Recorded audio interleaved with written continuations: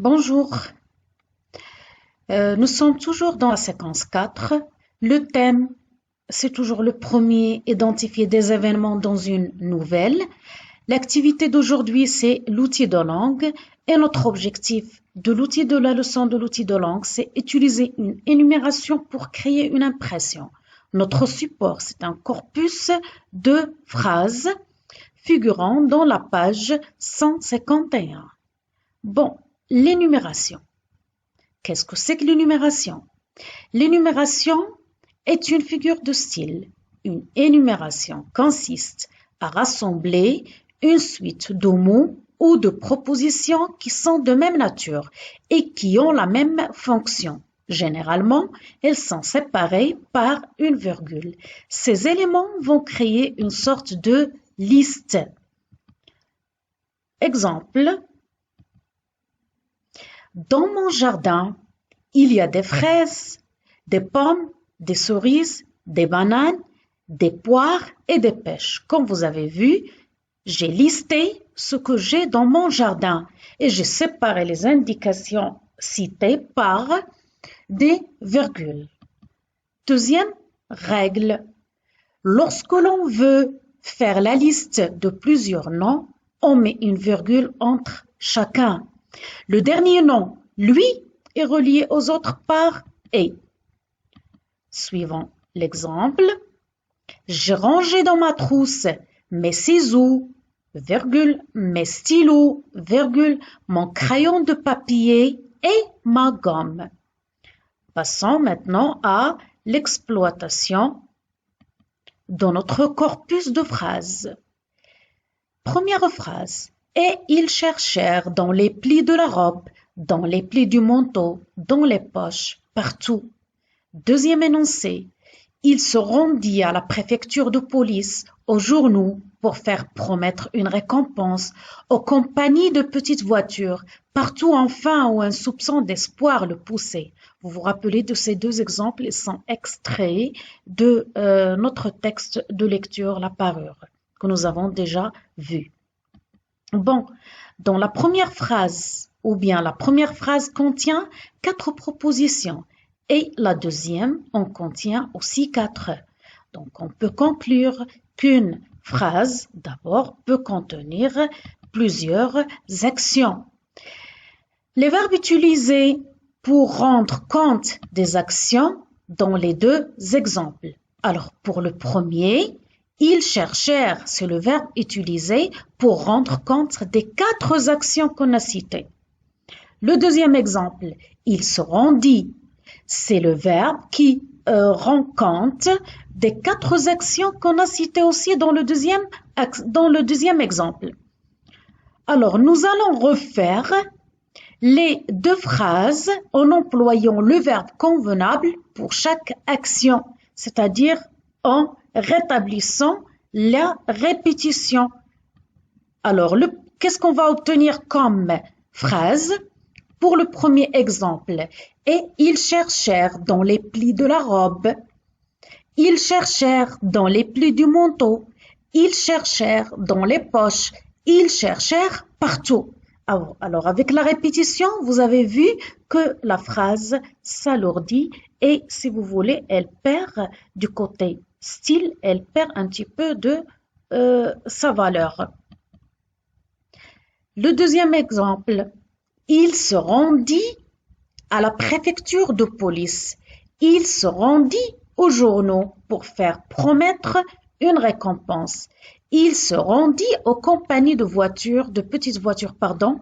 Il se rendit partout où où un soupçon d'espoir le poussait. Ceci nous conduit vers la troisième règle.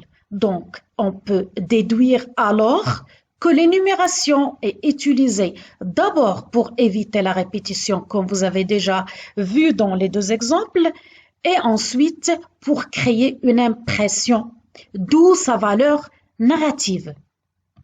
J'espère que les choses sont plus claires maintenant. Passons à la phase des exercices d'application. Donc, écrivez la consigne, écrivez des énumérations en utilisant tous les mots de la liste. Et on a ici un exemple qui met au clair les choses. Alors, le premier exemple que j'ai déjà donné, je mangeais cerises, fraises, framboises, bananes. La phrase obtenue, je mange des cerises, des fraises, des framboises et des bananes. Nous allons procéder de la sorte pour les autres phrases. Alors, et n'oubliez pas que nous sommes appelés à conjuguer les verbes qu'on donne à l'infinitif. Alors, Léo jouait tennis, football, handball. La phrase que nous allons obtenir, c'est Léo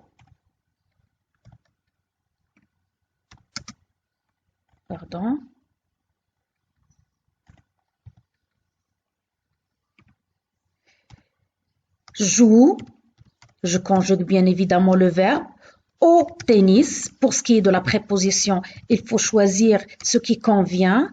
Au tennis, n'oubliez pas la virgule. Au football, virgule, au tennis, au football, et il nous reste un mot, donc c'est et au handball.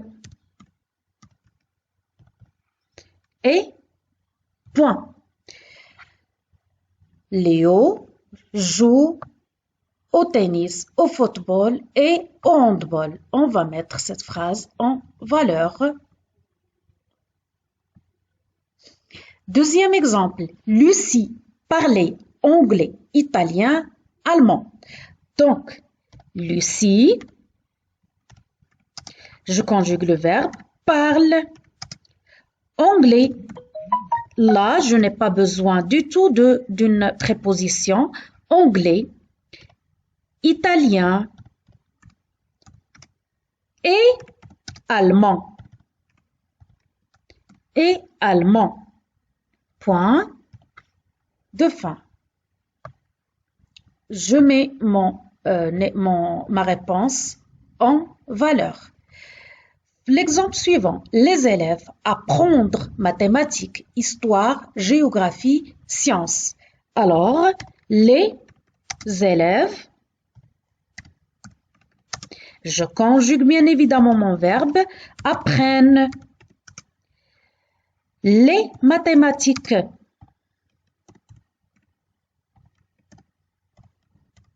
Virgule,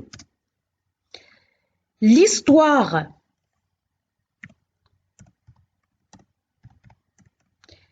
virgule, la géographie,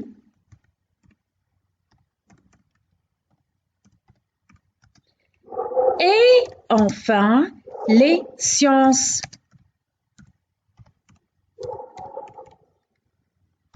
Point. Et je mets encore ma phrase en valeur. Notre dernier exemple, nous aimer s'amuser, rire et jouer. La phrase que nous allons obtenir, nous, et on conjugue notre verbe. Nous aimons, nous amuser, virgule, rire et jouer. Et jouer.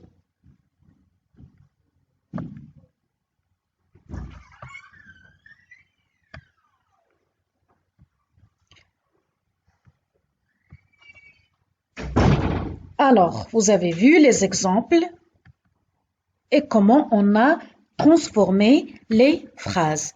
Pour aller plus loin, vous allez faire l'exercice proposé dans votre manuel à la page 151 que nous allons corriger ultérieurement, bien sûr. Allez, bon courage et je vous dis au revoir.